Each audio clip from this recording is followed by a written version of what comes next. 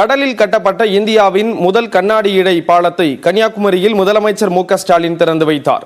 பின்னர் திருவள்ளுவர் சிலை மற்றும் கண்ணாடி இழை பாலத்தில் கண்கவர் லேசர் ஷோ நடைபெற்றது.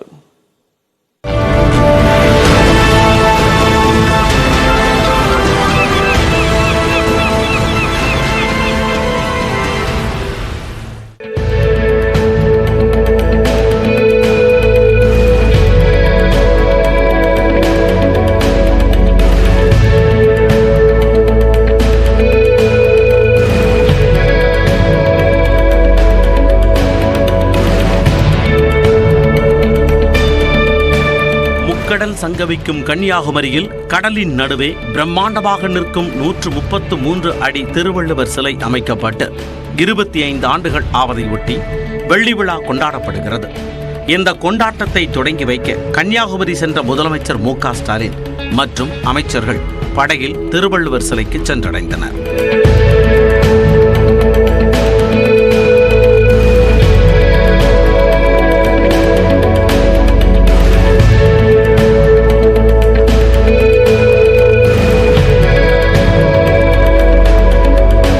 திருவள்ளுவர் சிலைக்கு கீழ்ப்பகுதியில் பேரறிவு சிலை என்பதற்கான அலங்கார வளைவை முதலமைச்சர் திறந்து வைத்தார்.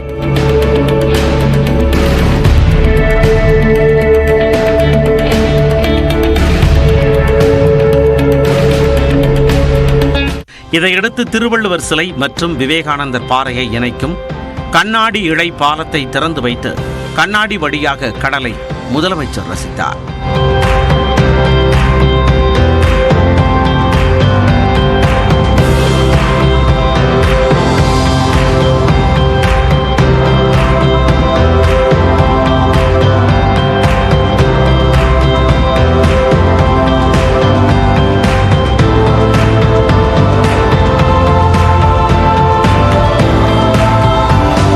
திருவள்ளுவர் சிலைக்கு மலர் தூவி மரியாதை செய்த முதலமைச்சர் சிலையின் காலில் கை வைத்தபடி கடலின் அழகை ரசித்து மகிழ்ந்தார்.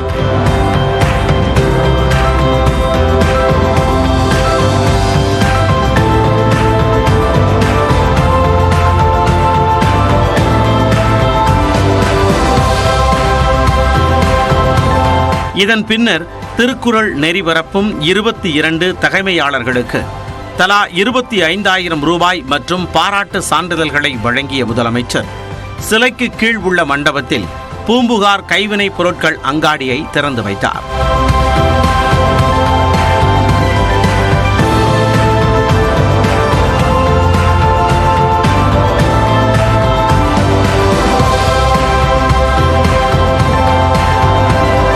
இதையடுத்து கரை திரும்பிய முதலமைச்சர் மணற் சிற்ப கலைஞர் சுதர்சன் பட்நாயக் வடிவமைத்த திருவள்ளுவர் சிற்பத்தை பார்வையிட்டார்.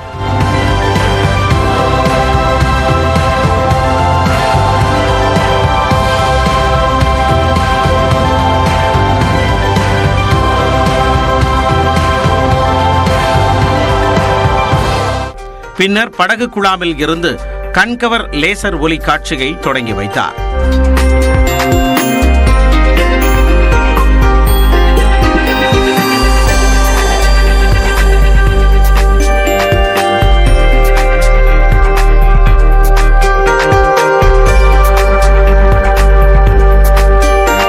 இந்த நிகழ்ச்சிகளில் துணை முதலமைச்சர் உதயநிதி ஸ்டாலின் மற்றும் அமைச்சர்கள், நாடாளுமன்ற திமுக குழு தலைவர் கனிமொழி, முதலமைச்சரின் மனைவி துர்கா ஸ்டாலின் உள்ளிட்டோர் கலந்து கொண்டனர்.